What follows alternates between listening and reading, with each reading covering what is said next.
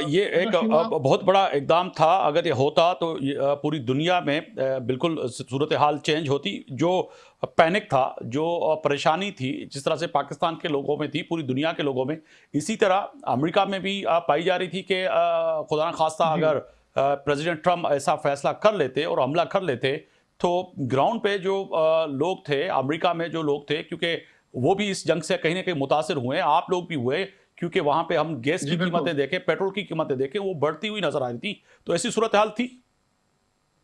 जी हाँ, बिल्कुल। यहाँ पर देखिए आफ्ताब साहब, यहाँ पर जो है नो किंग मुजाहरे हुए, जो कि हमारी तारीख में सबसे बड़े मुजाहरे थे ईरान की जंग के खिलाफ।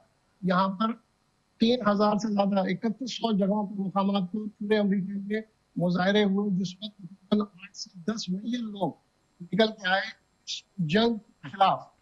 और मतलब मैं यहाँ पर एक इलाका फुलटन, जो कि लॉस एंजल्स के गर्दोनवाल में है, मेरे घर से 10 मिनट दूर जो है एक बहुत बड़े मुजाहरे थे। और मुझे भी उन मुजाहरों में जो लोग हैं वो सिर्फ ट्रम्प मुखालिफ नहीं है, बल्कि वो लोग भी हैं जो कि ट्रम्प के हमेशा से बहुत ज्यादा हामी रहे हैं। ये जंग में है वो, इसके जो असरात अमेरिका में भी हैं।